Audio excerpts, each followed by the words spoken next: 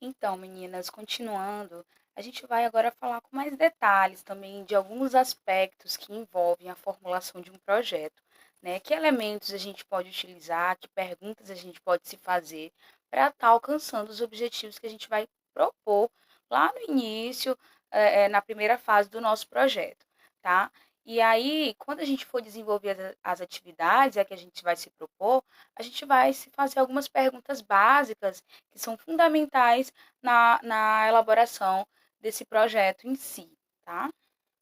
A primeira pergunta que a gente deve se fazer diante da formulação de um projeto é se perguntar qual o objetivo mais geral para o qual o projeto quer contribuir. De uma forma mais ampla, mais abrangente, o que, que eu quero fazer, o que, que eu quero desenvolver diante daquele projeto? Qual o meu objetivo maior a partir do momento que eu vou me propor a realizar aquele projeto, tá? E aí depois a gente vai se fazendo outras perguntas, como, por exemplo, para que tal contribuição possa se efetivar, qual ou quais devem ser, então, os objetivos específicos desse projeto. Eu tenho um objetivo maior, né? Por exemplo, erradicar a pobreza. Mas para que eu consiga erradicar a pobreza, que é um objetivo maior diante de uma comunidade, quais os objetivos específicos eu preciso criar para atingir o meu objetivo maior, né? Então a gente vai começar a destrinchar esse objetivo geral em outros objetivos menores que vão setorializar o nosso projeto de forma que a gente possa alcançar de uma forma mais específica a toda a comunidade, né? E aí, para atingir tais objetivos, quais situações e os resultados essenciais a serem produzidos, né? Então, diante desses objetivos que eu vou me propor a realizar, a atingir como meta, que resultados eu espero daqueles objetivos, né? Que resultados eu quero que o meu projeto alcance? Então, tudo isso a gente tem que traçar, desculpa, de forma sistematizada num papel, para que a gente possa ter clareza na questão da formulação desses projetos, né, para que eles não fiquem perdidos, para que não sejam projetos de boca para fora, né? Ah, eu quero fazer isso, eu já tenho tudo na minha cabeça, eu não preciso anotar. Não é assim. A gente tem que sistematizar, tem que começar a sequenciar as atividades numa sequência lógica, para que a gente possa desenvolver uma ação mais eficaz e uma ação mais coerente com o resultado que a gente quer alcançar. E aí, diante da formulação desses objetivos específicos, a gente começar a entender que resultados a gente quer alcançar diante desses objetivos, a gente vai se perguntar também, para produzir tais resultados, que atividades devem ser desenvolvidas, né? E aí é que a gente entra na parte do planejamento da formulação de projetos, né? Que atividades eu vou desenvolver ao longo do meu projeto que vão me fazer alcançar o objetivo a que me propus, alcançar os resultados que eu tanto espero para que dê sucesso para o meu projeto, né? E aí, para realizar essas atividades, que tipo e volume de recursos devem ser disponibilizados, né? Então, essas são as perguntas principais no planejamento que a gente deve se fazer para alcançar um resultado eficaz, um resultado de sucesso, que de fato transforme a realidade e que a gente está intervindo, transforme de forma positiva, que nos dê resultados positivos, como a gente vai ver mais detalhadamente mais na frente, tá? E aí esses recursos, como eu já falei anteriormente, eles são extremamente importantes, porque não adianta a gente colocar, mirabolar vários resultados que a gente quer alcançar, se a gente não tem recurso suficiente para efetuar as atividades, né? Então a gente tem que lembrar de colocar objetivos possíveis, resultados que sejam reais e tangíveis, ou seja, que a gente consiga visualizar de forma concreta esses resultados e não fique só no plano das ideias, como uma utopia, tá? Então, esses resultados, eles têm que ser real para que o recurso possa abranger e alcançar esses objetivos. E aí, o que, que o resultado ele quer dizer, né, de uma forma mais conceitual? Esse resultado, ele diz respeito à proposição de produtos e ou situações concretas e tangíveis, como eu acabei de falar, a serem produzidas pelo projeto. Então, que situação a concreta eu vou ter diante daquele projeto? Que resultado positivo, bom, concreto, tangível, eu vou ter diante da execução daquele projeto? Com base na realização das atividades e das ações. Por isso, esse planejamento é tão fundamental, e de atividades, para que a gente possa ver os recursos que a gente vai utilizar e os resultados que a gente vai obter diante desses recursos, dessas ações e dessas atividades, tá? E esses resultados, eles têm que ser concretos, que a gente possa apalpar ali de forma a olho nu na nossa realidade, que essa transformação seja visível para toda a população.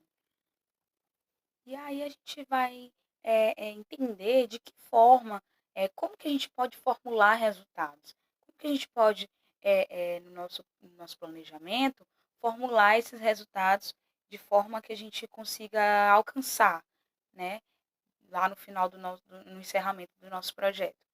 Cada objetivo específico do projeto requerá um pequeno número de resultados correspondentes, né? Então, se eu vou me propor a fazer 3, 4, 5 objetivos específicos diante de um objetivo mais amplo, cada objetivo que eu me propor a fazer, eu tenho que esperar um resultado daquele objetivo, né?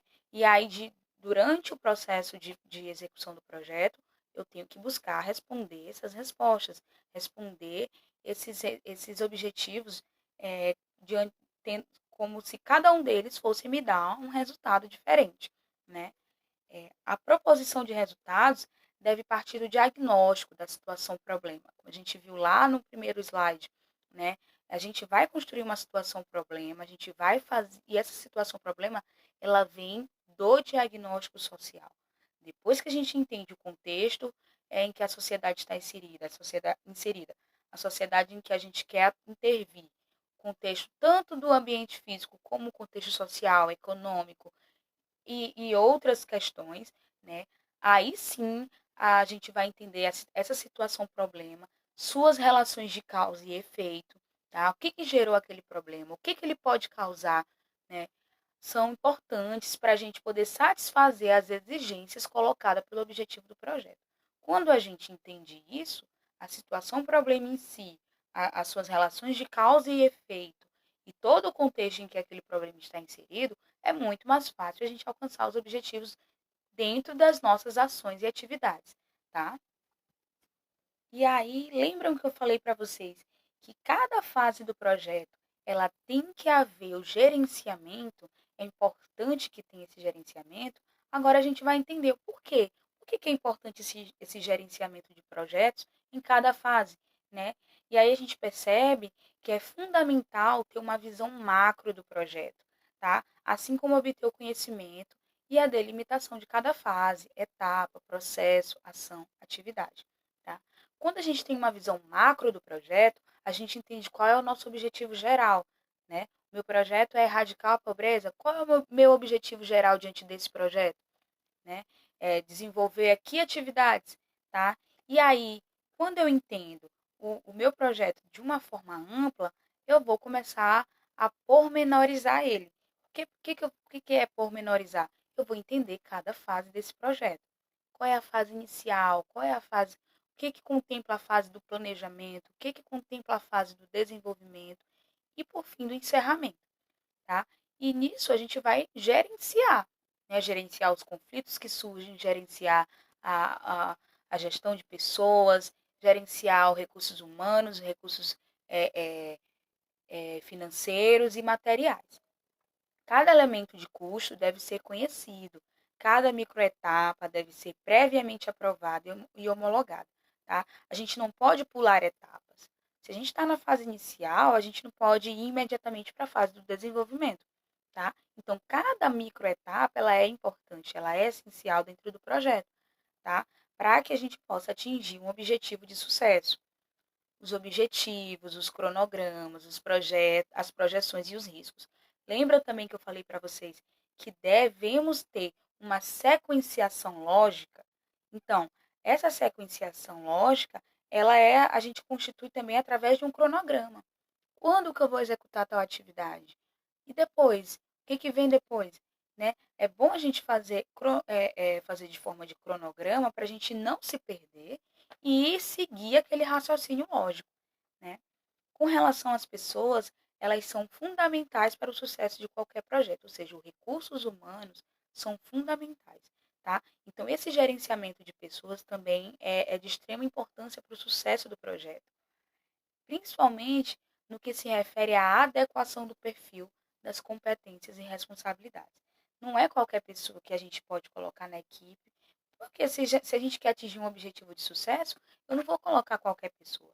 A gente tem que colocar pessoas competentes para aquela atividade, que saibam o que estão fazendo, para que depois a gente não tenha nenhum infortúnio, nenhum percalço durante a execução do projeto. E aí, meninas, diante do fundamento que a gente entende que cada fase deve ser gerenciada para que não aconteça percalços, infortúnios, provavelmente a gente já se deparou com a seguinte frase: elaborar um projeto é fácil, o difícil é executar. E eu quero lembrar para vocês que essa frase é extremamente de senso comum, tá? Não é verdade. Por que elaborar um projeto é fácil, mas executar é difícil? Nada a ver, porque a elaboração do projeto, se a gente consegue fazer isso de forma coerente, de forma que a gente siga cada fase, a fase inicial, a fase do planejamento, coloque isso de forma sistematizada no papel, a gente vai conseguir executar nosso projeto com sucesso. Mas, se a gente tem uma fase de elaboração mal feita, o resultado de execução vai ser extremamente bagunçado, sem resultados eficientes e eficazes, tá? Então, a fase de execução, ela pode corrigir os erros das fases anteriores e a responsabilidade do executor torna-se maior nesse sentido. Então, se eu elaboro um projeto mal feito, quando chegar lá na fase de execução, eu tenho que me virar nos 30 para fazer com que aquele projeto seja um sucesso. Então, o trabalho e a responsabilidade pode ser redobrada, tá? Então, se eu respeito cada fase, se eu faço cada fase de forma coerente, de forma que eu vá desempenhar um bom trabalho, essa execução não vai me dar dor de cabeça. Essa execução vai andar nos trilhos de forma linear, de forma que não aconteça nenhum contratempo que vá prejudicar a boa execução do projeto. E aí, diante disso, eu trouxe para vocês uma questão. Quer dizer que se eu executar o projeto, se eu elaborar um projeto bem feito, eu nunca vou ter contratempos, eu nunca vou enfrentar conflitos? Não.